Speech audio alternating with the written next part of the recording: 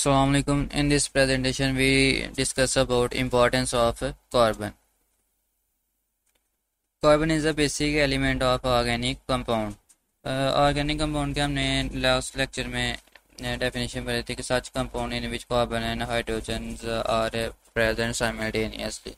तो कहता है कि ऑर्गेनिक कंपाउंड में जो कार्बन होता है वो बेसिक एलिमेंट होता है। Due to unique properties carbon occupies the central position in the skeleton of life. कहता है कि इसकी यूनिक प्रॉपर्टीज की वजह से ये लाइफ की जो स्ट्रक्चर होती है उसमें एक अहम रोल प्ले करता है। इसकी डिफरेंट प्रॉपर्टीज को डिस्कस करते हैं। कहता है carbon is a tetravalent.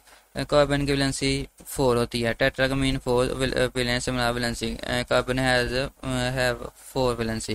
4 valency से बनाता है कि carbon at a time 4 different atom के साथ कोवलेंट बॉन्ड बना सकता है। It can react with many other non element forming a covalent bond.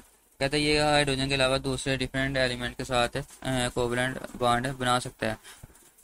दूसरी प्रॉपर्टी है इसकी, when a carbon atom combine with 4 atoms are radical the 4 bonds are arrange symmetrically in a tetrahedron. कहता है जब carbon 4 different atom के साथ attach होगा तो ये एक सिमेट्रिकल अरेंजमेंट बनाएगा जिसको हम नाम देते हैं टेट्राहेड्रॉन। ये टेट्राहेड्रॉन शो किया गया कि मतलब कि ये 3 डायमेंशनल स्ट्रक्चर में होगा। ये 3 एटम हमें नज़र आएंगे और ये जो चौथा वो नज़र नहीं आएगा क्योंकि वो हमारी स्ट्रक्चर की बैक साइड पे है, जिसकी वजह से वो हमें नज़र नहीं आएगा। इसलिए हमने इसको कैसे शो किया है, डॉटेड लाइन से शो कर दिया। And result to give a stable configuration. The stability association with the tetravalency of carbon atom make it favorable element for the synthesis of complicated cellular structure। कहते हैं इस carbon की इस properties की वजह से लिविंग ऑर्गेनिज्म की cellular structure में हेल्प आउट करता है, जो कि एक स्टेबल स्ट्रक्चर बनाने में हेल्प करता है। उसके बाद कहता है कि carbon can also combine mutually forming stable branch and unbranch chain और रिंग। कहता है कार्बन कार्बन मिलकर म्यूचुअली कार्बन कोवलेंट बॉन्ड बना सकते हैं। ये देखें, कहता है कि carbon carbon mutually covalent bond बना के एक स्ट्रेट चेन बना सकते हैं, या ब्रांच चेन बना सकते हैं, या फिर रिंग बना सकते हैं। ये ब्रांच कैसे हुई है, ये 3 कार्बन की चेन है, फर्स्ट कार्बन, सेकंड कार्बन और थर्ड कार्बन।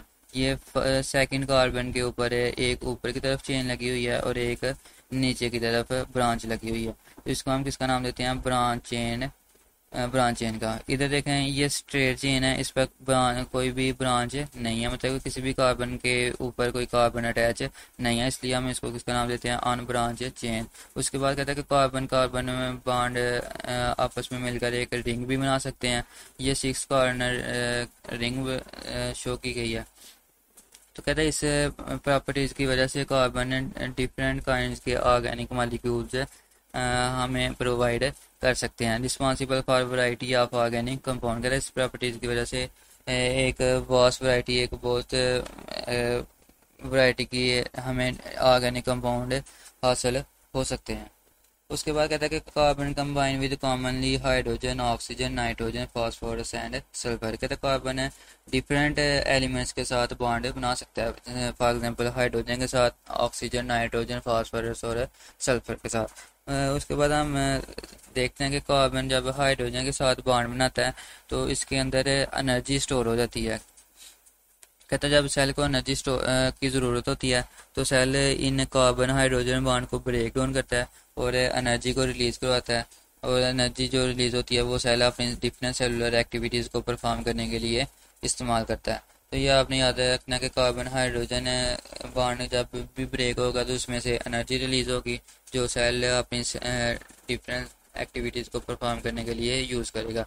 उसके बाद कहता है कि जब कार्बन ऑक्सीजन के साथ बॉन्ड बनाएगा तो इस बॉन्ड को हम नाम देते हैं ग्लाइकोसिडिक लिंकेज। ग्लाइकोसिडिक लिंकेज कहता है कम्प्लेक्स कार्बोहाइड्रेट मॉलिक्यूल बनाने में हेल्प आउट करता है। अब ये ग्लाइकोसिडिक लिंकेज बनता कैसे है ये हम नेक्स्ट लेक्चर में डिस्कस करेंगे कि ये ग्लाइकोसिडिक बॉन्ड कैसे एक दूसरे के साथ लिंक करता है और ये किन मॉलिक्यूल के साथ मिलने से बनता है। तो इधर सिंपल आपने याद रखना कि जिधर भी कार्बन ऑक्सीजन का एसोसिएशन होगा उसका हम नाम देते हैं ग्लाइकोसिडिक लिंकेज। उसके बाद कहता है कि जब कार्बन नाइट्रोजन के साथ बॉन्ड बनाएगा इसको नाम देते हैं हम पेप्टाइड बॉन्ड। कहते जब बहुत सारे पेप्टाइड बॉन्ड आपस में मिलेंगे तो ये क्या बना देंगे, प्रोटीन। और प्रोटीन लिविंग ऑर्गेनिज्म की स्ट्रक्चर और फंक्शन को परफॉर्म करने में अपना रोल प्ले करता है। हमें पता है कि सेल मेम्ब्रेन प्रोटीन और लिपिड से मिलकर बनी हुई है, इसलिए हम कह सकते हैं कि प्रोटीन स्ट्रक्चर बनाने में हेल्प कर रही है। इसी तरह फंक्शन परफॉर्म करने के लिए भी प्रोटीन हेल्प करती है। हमें पता है कि लिविंग ऑर्गेनिज्म की बॉडी में जो जितने भी फंक्शन परफॉर्म हो रहे हैं उन सबको कंट्रोल इंजाइम करते हैं, और इंजाइम किससे मिलकर बने होते हैं, प्रोटीन से मिलकर बने होते हैं।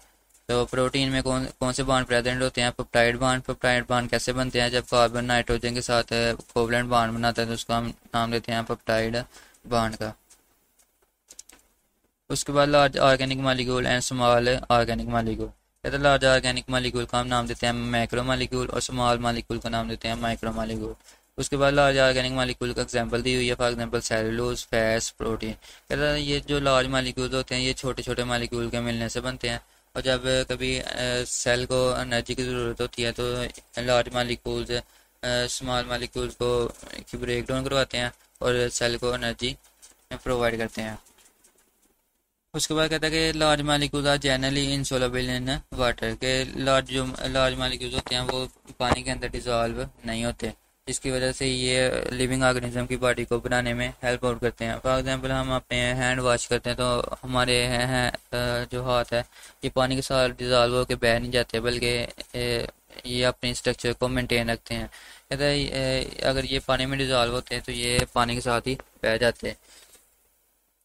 तो हाँ, ये याद रखना कि जो लार्ज मालिक्यूल्स होते हैं वो लिविंग ऑर्गेनिज्म की बॉडी को बनाने में और उसको मेंटेन रखने में अपना रोल प्ले करते हैं। उसके बाद कहता है कि स्मॉल मालिक्यूल कहता है कि एग्जांपल है glucose, amino acid, fatty acid at the source of energy. कहता है ये जो छोटे मालिक्यूल होते हैं ये ब्रेक डाउन करके सेल को एनर्जी प्रोवाइड करते हैं।